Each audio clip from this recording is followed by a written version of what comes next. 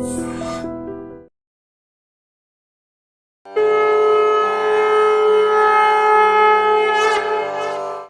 Her Mahadev. I dream ప్రేక్షకులందరికీ నమస్కారం. నేను మీ భరత్ శర్మ. అసలు కార్తీక మాసం అనగానే హరిహరాదులిద్దరికీ కూడా చాలా ప్రీతికరమైనటువంటి ఒక మాసం అని, సంవత్సరం అంతా కూడా ఒక ఆధ్యాత్మిక చింతనకి కారణమైనటువంటి ఒక మూలమంతా కూడా కార్తీక మాసం అని చాలా విశేషంగా ప్రతి ఒక్కరూ ఈశ్వరుణ్ణి, అదేవిధంగా ఇటు విష్ణుమూర్తిని ఆరాధిస్తూ ఉంటారు. అయితే మూఢనమ్మకాలకు దూరంగా ఉండి వాస్తవాలకు దగ్గరగా ఉండి ఏదైతే మన ధర్మసింధు, అదేవిధంగా మన యొక్క ఆధ్యాత్మిక గ్రంథాలు మనకు సూచించాయో వాటిని విశ్లేషిస్తూ ఈ కాలం నాటి ఆధ్యాత్మిక భక్తులందరికీ కూడా కావాల్సినటువంటి సరైనటువంటి మార్గాన్ని సూచించేటువంటి మన ఆచార్య శ్రీ కాకునూరు సూర్యనారాయణ మూర్తి గారితో ఈ ప్రత్యేకమైనటువంటి కార్తీక మాసానికి సంబంధించి ప్రతిరోజు చేయవలసినటువంటి యొక్క విశేషమైనటువంటి క్రతువులు, ప్రతిరోజు వినవలసినటువంటి యొక్క కార్తీక పురాణాన్ని సవివరంగా తెలుసుకునే ప్రయత్నం మన ఐ డ్రీమ్ ఛానల్ ద్వారా చేస్తున్నాం. ఇది ఈ పోడ్కాస్ట్ అనేటువంటిది ప్రత్యేకమైనటువంటి యొక్క కార్యక్రమంగా భావిస్తూ శ్రీ కాకునూరు సూర్యనారాయణ మూర్తి గారి ద్వారా విశేషమైనటువంటి అవకాశాన్ని పొందేటువంటి ప్రయత్నం చేద్దాం. గురుగారు నమస్కారం. నమస్కారం అబ్బాయి. గురుగారు, ముఖ్యంగా కైలాస యాత్రలో కాకునూరి వారితో కైలాస యాత్ర అనేటువంటి ఒక ఆధ్యాత్మిక యాత్రలో ఒక శ్లోకం చెప్తారు. అజ్ఞాన తిమిరాంధస్య జ్ఞానాంజన శలాకయ చక్షురున్మీలితం ఏన తస్మై శ్రీ గురవే నమః అని మీతో చేసినటువంటి ఆ యొక్క ఆధ్యాత్మిక యాత్రలో అసలు తెలుసుకోలేనటువంటి యొక్క ఎన్నో విషయాల్ని, ఇంతటి నిగూఢమైనటువంటి యొక్క అర్థం కైలాసగిరిలో ఇంకా తెలుసుకోవాల్సింది ఉన్నటువంటి యొక్క విషయాలను మీ ద్వారా చాలా ఆధ్యాత్మిక చాలా విషయాలని మేము తెలుసుకొని చాలా ఆనందపడ్డాం.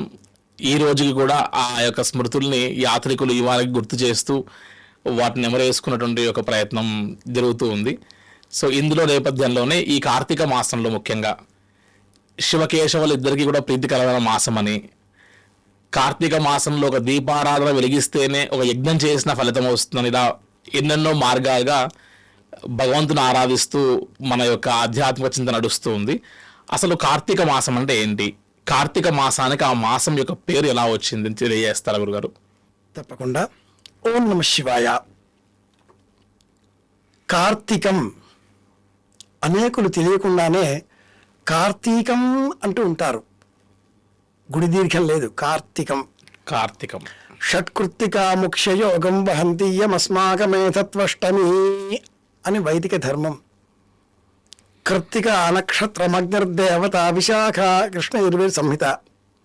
అగ్నిర్నఃపాత కృత్తికా బ్రాహ్మణం. కృత్తిక నక్షత్ర మండలంలో ఈ కలియుగం ప్రథమ పాదం ప్రారంభమైంది. కృత్తిక నక్షత్రాధిపతి అగ్నిహోత్రుడు.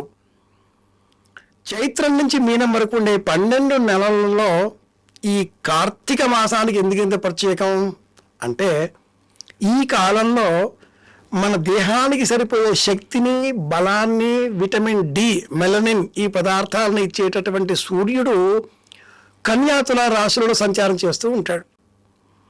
ఈ రాశులలో సంచారం చేసే కాలం నీచ అంటే భ్రమణ ఆ వృత్తంలో దూరంగా అయిపోయిన కారణం చేత సూర్యకాంతి భూమికి తక్కువగా లభిస్తుంది. కాబట్టి పగటి కాలం తక్కువ, రాత్రి ఎక్కువ అవుతుంది. ఎక్కడ రాత్రి ఎక్కువ అవుతుందో శక్తి తగ్గిపోతుందిగా మనకి. అందుకని మనం నక్షత్రాలపైన ఆధారపడాలి. ఈ కార్తీక మాసం కృత్తిక నక్షత్ర మండలం సమీపంలో చంద్ర సంచారం పౌర్ణిమ నాడు ఉండడం వల్ల ఈ మాసానికి కార్తీక మాసం అని పేరు. 12 నెలలలో ఈ మాసంలోనే అనేక నియమాలను సంప్రదాయం వైజ్ఞానికంగా ఆరోగ్య రహస్యాలను కలుపుకొని శాస్త్రబద్ధంగా నిరూపించింది. ఓకే. చాలామంది ఈనాటి కాలంలో ఈ రోజు ఈ దానం చేయండి, ఈ రోజు ఈ దానం చేయండి అంటూ జాబితాలు వేస్తూ ఉంటారు. అలా ఉండవు. మాసమంతా ఒకే పద్ధతిలో జీవించాలి. 30 రోజులు ఒకే పద్ధతిలో జీవించాలి. ఇది మొదటిది. ఎలా జీవించాలి? 1, సూర్యోదయం కంటే ముందే స్నానం చేయడం. కార్తీక మాస నియమంలో స్నానం ప్రధానం. 2 భోజనం. రోజులో ఒకసారి మాత్రమే భోజనం చేయాలి, ఇష్టం వచ్చినట్టుగా తినకూడదు, మితాహారం. మితాహారం. 3 అది కూడా సాత్విక ఆహారమే ఉండాలి. 3 శివ కేశవులకు అభేదం పాటిస్తూ, శివుడు అంటే రాత్రికాలం, కేశవుడు అంటే విష్ణు అంటే పగటి కాలం కాబట్టి ఒకరోజు పగలు రాత్రి ఇద్దరిని పూజించాలి. శివుడికి ప్రీతికరంగా మారేడు, విష్ణువుకు ప్రీతికరంగా తులసి దళాలు. ఇలా 3వది మనం ప్రత్యేకంగా భోజనం అర్చన అని చెప్పుకోవాలి. 4వది జాగరణ భజన. చాలా ప్రాంతాల్లో కార్తీకములు అని చేస్తూ ఉంటారు. ఈ నెల అంతా కూడా సూర్యాస్తమయం అయిన వెంటనే లఘువుగా ఏదో పాలు పదార్థాలు తీసుకొని ఆలయాలకు వెళ్ళి భజన చేయాలి. భజన చేస్తే ఈ 4 వేళ్ల చివరలలో ఉండే చక్రాలు ఉద్దీపనం అవుతాయి. చాలామంది చెప్తూ ఉంటారు ఏకచక్రే మహాభోగి ద్విచక్రే పరిచారక సంచారక. ఏమీ లేవండి, అన్నీ ఇందులోనే. ఈ చేత్తో ఈ చేత్తో ఈ చేత్తో ఈ చేత్తో అన్నీ చెయ్యే కదా. 4వ నియమంలో ఈ భజనల కాలంలో కార్తీక పురాణం వినాలి అంటారు. ఈ పురాణం 30 అధ్యాయాలతో ఉన్నది. కార్తీక మాసం కూడా 30 రోజులు కదా, కాబట్టి కార్తీక పురాణం 30 రోజులు వినాలి. మొదటిది స్నానం, 2వది భోజనం, 3వది సంధ్యా సమయంలో దీపారాధన, 4వది భజన లేక కార్తీక పురాణ శ్రవణం. ఈ 4 నియమాలు నెలంతా పాటించవలసినవి. ఇది ముఖ్యం. గురుగారు, ముఖ్యంగా కార్తీక మాసంలో ఇవాళ పరిస్థితుల్లో చాలా మందికి కార్తీక పురాణం చదవడము, ఈ రోజు కార్తీక పురాణం యొక్క విశేషత ఏంటి, ఈ రోజు ఏ ఒక్క కార్తీక పురాణాన్ని పఠించాలి అనేటువంటిది వారికి అందుబాటులో లేనటువంటి వారికి, అటువంటి వారి కొరకు అసలు ఈ కార్తీక పురాణంలో మొట్టమొదటి రోజు అంటే ఈ యొక్క శుక్ల పాడ్యమి నాడు అసలు ఏ కథ గురించి తెలుసుకోవాలి, ఆ కథను తెలుసుకోవడంలో ఉన్నట్టు సారాంశం ఏంటి, తప్పకుండా వాటిలో మనం ఏది ఆపాదించుకోవాలి, ఏది విడవాలి అనేటువంటి ఉద్దేశంతో ఆ కథ చెప్పబడింది అనేటువంటి విషయం తెలుసుకుందాం గురుగారు. తప్పకుండా. అసలు కార్తీక పురాణం పద్మ పురాణం, స్కంద పురాణం అనే 2 పురాణాలలో ఉన్న కథలని సేకరించి సమీకృతం చేసిన ప్రాచీనులు మనకు అందించిన ఒక ఉప పురాణం. 18 మహాపురాణాలలో కార్తీక పురాణం లేదు. ఈ సంకలనం చేసిన ఉప పురాణం కార్తీకం ఎలాంటిదో వైశాఖ పురాణం, మాఘ పురాణం ఇవి కూడా అలాంటివే. కానీ 3 కార్తీకం శ్రేష్టం. మొదటి అధ్యాయంలో అన్ని పురాణాలలో మాదిరిగానే ఈ పురాణంలో కూడా శౌనకాది మహర్షులు, సూతుడు, నైమిషారణ్యం ఇది ఎప్పుడూ ఉండేదే. శౌనకాది మహర్షులంతా కూడా నైమిషారణ్యంలో కూర్చొని సత్రయాగం చేస్తూ సూతుడు రాగా ఆ సూతుడిని ఏ పురాణం వింటే మాకు మోక్షం కలుగుతుంది, ఏ పురాణం వింటే మాకు తృప్తి కలుగుతుంది, ఆ పురాణం కథ చెప్పండి అన్నారు. ఇతర పురాణాలకు కార్తీక పురాణానికి ఉన్న తేడా ఇదే. ఇక్కడ తృప్తి, ప్రశాంతత, మోక్షం ఈ 3 కావాలి. ఇందులో ఎక్కడ కామ్యం లేదు. మోక్షం ముచిల్ మోక్షనే, బంధనాల నుంచి విముక్తి, విడుదల కావాలి. దాంట్లో ఎవరు చెప్పారు అనే ప్రశ్న వేసుకున్నప్పుడు సూతుడు శౌనకాది మహర్షులకు పూర్వం ఇలాగే ప్రశ్న వేసినప్పుడు బ్రహ్మదేవుడు నారదుడికి, విష్ణువు లక్ష్మీదేవికి, శివుడు పార్వతికి చెప్పిన కథలను విని వశిష్ఠుడు జనకులకు చెప్పిన కథ ఇది అంటూ ప్రారంభం చేశాడు. జనకుడు వేదాంతి, ధర్మశాస్త్ర అధ్యేత, జ్ఞానం కలవాడు. అటువంటి మహానుభావుడికి ఏమిటి ఈ వ్రత కథ అన్నప్పుడు ఇది వ్రతం, ఇది కార్తీక మాస వ్రతం. వ్రత్యతే అనేనా 30 రోజులు చేయాలి. ఏం చేయాలి? స్నానం చేయాలి. ఎక్కడ చేయాలి? కావేరీ నది, గోదావరి నది, కృష్ణా నది. ఇందులో స్నానం చేయడం ఎలా? చాలా నియమాలు ఉంటాయి. మళ్ళీ ఇవన్నీ కూడా ఈ మొదటి అధ్యాయంలో చెప్పబడి ఉన్నాయి. కార్తీక మాసానికి సంబంధించిన ఈ కార్తీక పురాణం మొదటి అధ్యాయంలో ఎవరికి చెప్పారు, ఎప్పుడు చెప్పారు, ఎక్కడ చెప్పారు అన్న వివరాలతో పాటుగా స్నాన నియమం ప్రధానంగా ఉంటుంది. సూర్యోదయం కంటే ముందే స్నానం చేసిన కారణం చేత ఒకానొక గంధర్వుడికి పులి శిరస్సు శాప కారణంగా ఏర్పడి ఉన్నది. ఏం చేస్తే నాకు ఈ పులి శిరస్సు పోతుంది, అహంకారం కారణంగా ఒక ఋషి నన్ను ఇలా శపించాడు అని అడగగా దానికి సమాధానంగా వశిష్ఠుడు చెప్పిన సమాధానం ఇలా: కావేరీ నదిలో స్నానం చేస్తే, గోదావరిలో స్నానం చేస్తే ఈ పులి ఆకారం పోతుంది. గంధర్వుడు చేశాడు, తన నిజ రూపాన్ని పొందాడు. ఈ కథ మొదటి అధ్యాయం.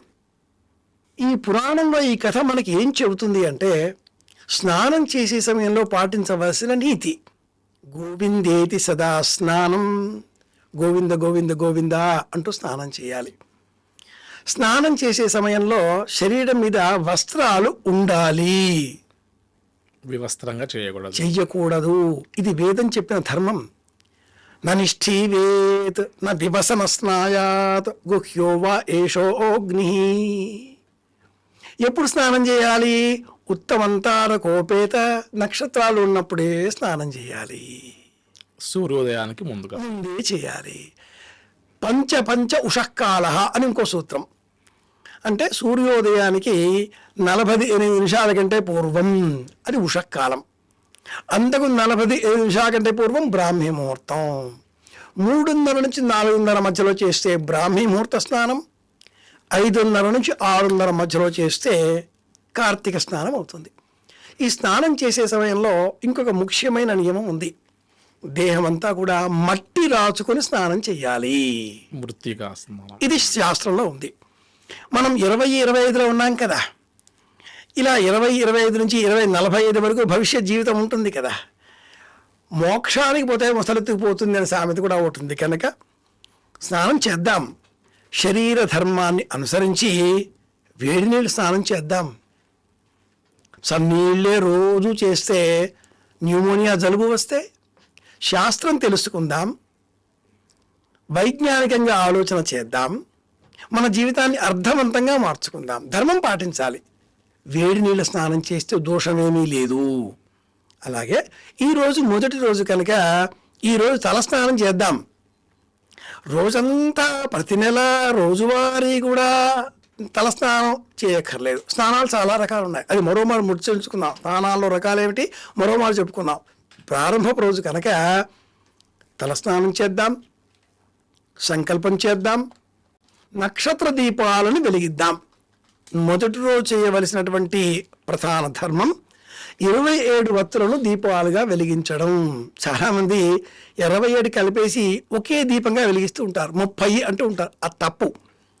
విడివిడిగా వెలిగించాలి. ఏ దీపానికి ఆ దీపం వెలిగించాలి, కలిపి వెలిగించకూడదు. మొదటి రోజు కాబట్టి 27 దీపాలు వెలిగిద్దాం. రేపటి నుంచి యథాశక్తి దీపారాధన చేద్దాం. 4 ప్రధాన నియమాలు అని తెలుసుకున్నాం. ఈ 4ంటిని మొదటి అధ్యాయం చెబుతుంది కనుక మొదటిది స్నానం, 2 భోజనం, 3 దీపం, 4 పురాణ శ్రవణం. ఈ 4ంటిని ఈరోజు ప్రారంభం చేద్దాం. కార్తీక పురాణ గ్రంథం ఎక్కడ ఉంది అని తెలుసుకుని వెతికి అన్వేషణ చేసి అందులో ఏముందో తెలుసుకునే ప్రయత్నం చేద్దాం అన్నట్టు. 2వ నియమం భోజనం కదా, సాత్విక ఆహారం తీసుకుందాం. అనేకులు నేను కార్తీక నియమాలు పాటిస్తున్నాను అని చెప్పడం కోసం చెప్పులు ధరించకూడదు. నుదుటను తప్పనిసరిగా భస్మం ధరించాలి. హరిహర మాసమే, కానీ శివుడికి కొంచెం ఎక్కువ ప్రీతికరమైన మాసం. కార్తీక సోమవారాల అభిషేకాలు ప్రత్యేకం కాబట్టి నుదుటన భస్మం ధరించాలి. హరహర మహాదేవ, శంభో శంకర, ఓం నమ శివాయ, శివనామస్మరణ ఈ మాసమంతా తప్పనిసరి. మెడలో రుద్రాక్ష మాలికను ధరించాలి. అలాగే వీలైనంత మట్టికి తెల్లని వస్త్రాలు ధరించాలి. ఇవి పాటించవలసిన నియమాలు. గురుగారు, ఇందులో భోజన విషయాల్లో ఖచ్చితంగా కార్తీక మాసంలో ఈ పదార్థాలు ఖచ్చితంగా మనం విసర్జించాలి. కొన్ని కూరగాయలను కూడా మనం ముట్టకూడదు అని అంటారు. అసలు ఏ కూరగాయలు ముట్టకూడదు, ఏ పదార్థాలు ఎందుకు ముట్టద్దని చెప్పారు శాస్త్రీయంగా? సైన్స్ వీటికి ప్రధాన కారణం. ఆయుర్వేదం ఈ సైన్స్నే ఆచారాల రూపంలో చెప్తుంది. ఈ కాలంలో జీర్ణశక్తి తక్కువ, పగటి కాలం తక్కువ కావడంతో మనకు జీర్ణానికి ఉపయోగపడే సూర్యకాంతి లభించదు. జఠర రథం స్రావములు కావు కనుక కఠినమైన పదార్థం తినకూడదు. నంజు పదార్థం అంటుంది ఆరోగ్య సూత్రం. హితభుక్ మితభుక్ అశాకభుక్ అంటూ పతంజలి శాస్త్రంలో ఒక సూత్రం. ఎలాంటివి తినాలి? ఆకుకూరలు తినాలి. ఎలాంటివి తినకూడదు? గుమ్మడికాయ, వంకాయ, నేలలో పెరిగేవి ఆలుగడ్డలు, చేమగడ్డలు, ములక్కాడలు. మనలో తామస ప్రకృతిని, తీవ్ర ఉద్వేగ ప్రకృతిని పెంచేవి తినకూడదు అని శాస్త్రం. ప్రధానంగా గుమ్మడికాయ, ఉసిరి కూడా రాత్రి వేళ తినకూడదు. రాత్రి వేళ ఉసిరికాయ అంటూ ఆ నామంతో కూడా పిలవకూడదు. ఇలాంటి అనేక నియమాలను కార్తీక మాస కృత్యములు అన్న పేరిట ధర్మసింధు గ్రంథం చాలా వివరంగా తెలియజేస్తుంది. చాలా చక్కగా చెప్పారు గురుగారు. ఈ మధ్య కాలంలో కొన్ని పుస్తకాల్లో ఈరోజు ఈ ఒక్క పదార్థం నిషిద్ధము, ఈ ఒక్క పదార్థం ఈరోజు భుజించకూడదు అని కొన్ని చెప్తూ వస్తున్నారు గురుగారు 30 రోజుల్లో. అంటే ఆ ఒక్కరోజు మాత్రమే ఆ పదార్థం నిషిద్ధమా, లేతే ప్రతిరోజు ఆ పదార్థం తీసుకుని ఆ ఒక్కరోజు విసర్జించాలన్నటువంటి ఒక అనుమానం కూడా చాలా మందిలో ఉంది గురుగారు. చాలా తప్పు ప్రచారాలు అనేకులు చేస్తూ ఉన్నారు. అవి తప్పుడు ప్రచారాలు. ఈరోజు చద్దన్నం తినకూడదు అంటే రేపు ఎల్లుండి తినొచ్చా? నిన్న తినొచ్చా? ఈరోజు ఉసిరి తినకూడదు, ఈరోజు ఉల్లి తినకూడదు, తినొచ్చా? ఆ తప్పు. ఉల్లి, వెల్లుల్లి ఇవి దుష్ట్యములు, ఇవి నింద్యములు, ఇవి దూష్యములు, తినకూడదు. పదార్థములు 4 రకాలు. చాలా విశేషంగా శాస్త్రం చెబుతుంది. కార్తీక మాసం అంతా పాటించే నియమాల మాలిక ఒక్కటే, రోజువారీగా మారదు. మంత్రాలు ఎక్కువైతే మతి చెలుస్తుంది అన్నట్లుగా రోజుకో పదార్థం తినాలి అంటే ఈరోజు తినకూడదు కాబట్టి రేపు తినొచ్చన్నారు అన్నట్లుగా ఇలాంటి వెక్కిరింత ధోరణులు కూడా విపరీతంగా వ్యాపిస్తున్నాయి. భగవంతుణ్ణి భయపెట్టే పూజలు చేయకూడదు. ఈ నియమాలన్నీ కూడా, ఆహార నియమాలన్నీ కూడా ఆరోగ్యాన్ని కాపాడేవి. పాడ్యమి నాడు బలిచక్రవర్తి పాతాళం నుంచి పైకి వచ్చి తన రాజ్యాన్ని చూసుకుంటాడు. అందుకని కార్తీక శుద్ధ పాడ్యమికి బలిపాడ్యమి అని పేరు. విష్ణు భక్తుడు బలిచక్రవర్తి, సాక్షాత్ విష్ణువే ఆ బలిచక్రవర్తి వాకిల్లో ఉన్నాడు కదా, పురోచనుడి వాకిట్లో అన్నట్టుగా చెప్పుకుంటాం కదా. అలాగే శ్రీకృష్ణ పరమాత్ముడు గోవర్ధన పర్వతాన్ని చిటికన మేలు మీద ఎత్తు పట్టుకున్నటువంటి రోజు కూడా ఈ రోజే అని మనకు భాగవతం, హరివంశం చెబుతాయి. వాకిల్లో గోమయంతో పర్వతాకారం చేసి పూజించాలి. తెలుసుకోవాలి గోమయం విలువ ఇది. ఆహార విషయాలకు వచ్చేస్తే పాలు, పెరుగు పరమాత్మ అరచేతిలో తీసుకుని ఆహారం తిన్న మాసం ఈ కార్తీక మాసం. ఇంకా ఏ అవతారంలో కూడా పరమాత్మ స్వీకరించే దృష్టాంతాలు లేవు కదా. బలిచక్రవర్తి ప్రపంచంలో ఉండే బంగారం అంతా నాదే అన్నాడు. అలా అన్నందువల్ల పాతాళాన్ని పంపేయవలసి వచ్చింది. మనలో ఈ అహంకారం తగ్గిపోవాలి కాబట్టి బంగారం, వెండి దానం ఇవ్వండి. ఉంటే ఇస్తాం, లేకపోతే ప్రత్యామ్నాయంగా 10 20 ఎంత ఉంటే అంత కొంత దానం చేద్దాం. విడిచిపెట్టుకునే ప్రయత్నం చేద్దాం. బరువుని భుజాలపైన వేసుకోకుండా బాధ్యతలని అందరికీ అప్పగించేస్తూ మనసుని, శరీరాన్ని కుదుట పడే ప్రయత్నాలు చేయాలి. ఇది ముఖ్యం. వ్యామోహాన్ని వదులుకోవడం అది ముఖ్యం. కార్తీక పాడ్యమి మొదటి రోజు మనం నేర్పించేది ఇదే. నాది అన్న మమకారాన్ని విడిచిపెట్టి మనది అన్న భావం పెంచుకోవాలి. అహం తొలగితేనే అనుగ్రహం లభిస్తుంది. మంత్రాలు ఎక్కువైతే మతి చెలుస్తుంది. కనుక ఈరోజు ఇది, ఆ రోజు అది, రేపు ఏముందో ఈ రోజు ఇది అని కాకుండా మాసమంతా కూడా స్థిమితంగా ఈ పదార్థం నేను ఈ మాసమంతా తినను. తైల భోజనం చేయకూడదు. నూనెతో చేసిన పదార్థాలు తినకూడదు. నెలంతా కూడా ఒకరోజు తిని ఒకరోజు తినకూడదని లేదు. నెల అంతా కూడా ఏ నియమం పెట్టుకుంటామో కన్ను పోయేంత కాటుగా పెట్టుకోకూడదు. కనుక మనకు ఎంత సహకారం శరీరం అందిస్తుందో, ఎంత చేతనైతుందో అంత మేరకు ఆ నియమాలను పెట్టుకున్నాం. మొదటి రోజు కార్తీక మాస వ్రతాన్ని శాస్త్రబద్ధంగా పూర్తి చేద్దాం.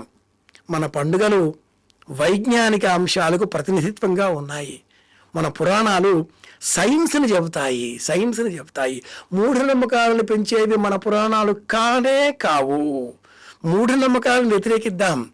పురాణాలలో ఉండే కథలను సైన్స్ పరంగా తెలుసుకునే ప్రయత్నం చేద్దాం. ఒక చిన్న సందేహం గురుగారు. ఇప్పుడు ఆయుర్వేద ప్రమాణంలోకి వస్తే ఉల్లి చేసే మేలు తల్లి కూడా చేయదు అని ఒక నానుడి అంటుంటారు కదా. ఉల్లి చేసే మేలు తల్లి కూడా చేయదు అంటే పక్షవాతం వచ్చిన వారికి, పెరాలసిస్ పేషెంట్స్ అందరికీ కూడా మీ సందేహంలోనే సమాధానం ఉంది. పక్షపాతం వచ్చిన వారికి, పెరాలిసిస్ వచ్చిన వారికి అంటే వ్యాధులు వచ్చిన వారికి మాత్రమే ఉల్లు చేసిన మేలు తల్లి చేయదు. ఏ వ్యాధి లేని వాళ్ళు అదే పనిగా తింటామా? టేబుల్ మీద అట్లా ఉంది ఔషధం అన్న పేరుతో పారాసిటమాల్ టాబ్లెట్ కనిపిస్తే ఇప్పుడు కాదు రేపు ఎప్పుడన్నా ఉపయోగపడుతుందో ఏమో, పడి ఉంటుందిలే అని నోట్లో వేసుకుని దాచుకుంటామా? వ్యాధి వచ్చినప్పుడు ఔషధాలను స్వీకరించాలి, అంతేకాని వ్యాధి రాకంటే ముందే ఔషధం స్వీకరించకూడదు. వ్యాధులు రాకంటే ముందు స్వీకరించవలసినవి, పాటించవలసినవి దేహానికి మేలు కలిగించే మంచి ప్రయోజనాన్ని అందించేటటువంటి శుభ లక్షణాలు ఇవి మాత్రమే, కానీ ఔషధాలు కాకూడదు. అనవసరంగా ఔషధాలు తింటారా ఎవరన్నా? ఉల్లి ఔషధం, ఇది సమాధానం. ఈ వెల్లుల్లి ఉల్లి యొక్క పుట్టుగల కారణం ఏదైనా ఉందా గురువుగారు? తప్పకుండా ఉంది. ఒక్కసారి ఈ నైవేద్యాల్లో, ప్రసాదాల్లో ఎందుకు స్వీకరించకూడదు, ఆ కథకు ఉన్నటువంటి యొక్క అనుసంధానం. పదార్థ లక్షణాన్ని గురించి భీష్ముడు ధర్మరాజుకు అనుశాసనిక పర్వంలో మహాభారతంలో వివరిస్తాడు. ఈ లక్షణాలు ఎలాంటివి అని చెప్తూ, వస్తు దుష్టం త్రివిధం. ఒకటి పాత్ర దుష్టం. పాలు కాచిన గిన్నెలో పాలు మాత్రమే మనం కాచుకొని సిద్ధం చేసుకుంటూ ఉండాలి. సాంబారు చేసే పాత్రలో పాలు కాగవేస్తే ఆ పాలు విరిగిపోతాయి, అది పాత్ర దుష్టం. రెండు వస్తు దుష్టం. ఉల్లి వెల్లుల్లి ఈ రెండు కూడా భూమిలోన పెరిగినటువంటి పదార్థాలు. భూమిలోన పెరిగే పదార్థాలు సమస్తము కూడా దోషకారకములే. నేటికి జైన మతస్థులు భూమిలో నుంచి వచ్చినటువంటి క్యారెట్తో సహా దేనిని జీవితకాలంలో ఎప్పుడూ తినరు. కొమ్మలకు కాచినవి మాత్రమే తినాలి. కార్తీక మాసంలో మొదటి భాగం ఏకాదశి వరకు చాతుర్మాస్య నియమాలకు లోబడి ఉంటుంది, ఆహార నియమాలకు లోబడి ఉంటుంది. భూమిలోన కాచేటటువంటి ఈ పదార్థములలో ఉల్లి వెల్లుల్లి వీటి లక్షణం ఆర్ద్రత, తడి కలుపుకొని ఉండడం, పొడి పొడిగా కంటూ ఉండడం. వాటిలో ఉండే ఘాటు మనలో ఉండే ఉద్విగ్నతాభావాన్ని, ఉద్రేక తత్వాన్ని పెంచి పోషిస్తుంది. నాకు కావాలి అన్న గుణాన్ని పెంచేటటువంటి సల్ఫర్ ఇంకా సున్నం, ఈ రెండింటి గుణాల కలయిక ఉల్లి వెల్లుల్లి. వీటిని మితంగా తమలపాకులో తాంబూల సేవలో స్వీకరించాలి, కానీ అదే పనిగా స్వీకరించకూడదు కదా. కనుక మన వారు వీటిని నిషేధించారు. శరీరానికి అధికంగా సల్ఫర్ అందినా, అధికంగా సున్నం అందినా నోరు పగులుతుంది అంటారు. నోట్లో వేసుకుని తింటాం కాబట్టి. అది కడుపులో వేస్తే నులుపురులు మరణిస్తాయి. ఇవన్నీ రోగకారకాలుగా చెప్పే ఈ రెండు ఔషధాలు అలాంటి సమస్యలు వచ్చినప్పుడు వేసుకోవాలి. రాకంటే ముందు ఔషధ సేవనం కూడదు. ఉద్రేక స్వభావం పెరుగుతుంది, సాత్వికత తొలగుతుంది. కనుక పాలు, పెరుగు, నెయ్యి, తేనె, వెన్న, గౌ ఉత్పత్తులు ఇవి ఆహారాలుగా స్వీకరించాలి. సత్వగుణాన్ని పెంచుకుందాం, రజోగుణాన్ని, తామసిక గుణాన్ని పెంచే ఆహారాలను తగ్గించుకుందాం. ఏదో ఆర్డర్ చేస్తే కంపెనీల వాళ్ళు పంపించే పదార్థాలను, బర్గర్ లాంటి వాటిని నైవేద్యాలుగా పెడతామా? పెట్టం కదా. అందుకే పచ్చిమిరపకాయలు, ఉల్లి, వెల్లుల్లి వీటిని దేవతా నైవేద్యాలలో వెయ్యకూడదు. పచ్చిమిరపకాయకు బదులుగా మిరియాలు వాడాలి. శాస్త్రం తెలిసిన సనాతనులు ఛందస్సు ప్రకారం జీవితాన్ని గడిపే ఛాందస్సులు, చాదస్తులు అంటూ ఉంటారు. వీళ్ళు అల్లం కూడా తినరు, భూమిలో పెరిగేది కాబట్టి. ఇది విషయం. అంత నిగూఢమైన అర్థం ఉంది గురుగారు వాటిల్లో. మరి చాలా సంతోషం గురుగారు. 1వ అధ్యాయంలో అసలు కార్తీక మాసం అనేది ఎందుకు ఆనవాయితీగా వచ్చింది, అసలు కార్తీక మాసాన్ని ఆ మాసంగా ఎందుకు పిలుస్తారు, అదేవిధంగా కార్తీక మాసంలో ఈ 30 రోజులు చేయవలసినటువంటి దీక్షకు ఆరంభించవలసినటువంటి ఒక కార్తీక స్నాన విధి, ఆహారపు అలవాట్లు, మన శరీరంలో మనం ఎలా పరివర్తన మార్చుకోవాలన్నటువంటి విషయం చాలా చక్కగా వివరించారు గురుగారు. మరొక అధ్యాయంలో తిరిగి మళ్ళీ కార్తీక మాసంకు సంబంధించినటువంటి 30 రోజులకు సంబంధించిన అధ్యాయాల్ని పూర్తిగా తెలుసుకొని వాటిని ఆచరించేటువంటి ఒక ప్రయత్నం చేద్దాం గురుగారు. హర హర మహాదేవ్. కృష్ణార్పణం, శివార్పణం. దీన్ని తవ్వండి, తవ్వుతున్న శివలింగం. పరమాత్మకు జీవా సరే దాన్ని అట్లా కప్పేసేయండి, చూపించదండి. Krishna is there. మూర్తి పూజ కాదు, సాక్షాత్ బ్రజేంద్ర నందన భగవాన్ ఉన్నారు మూర్తిలో. ఏమీ ఆశించకుండా ఆరాధించే వాళ్ళు కూడా ఉన్నారా ప్రభుజీ? నిజమైన భక్తి అంటే మనకు తెలియదు కాబట్టి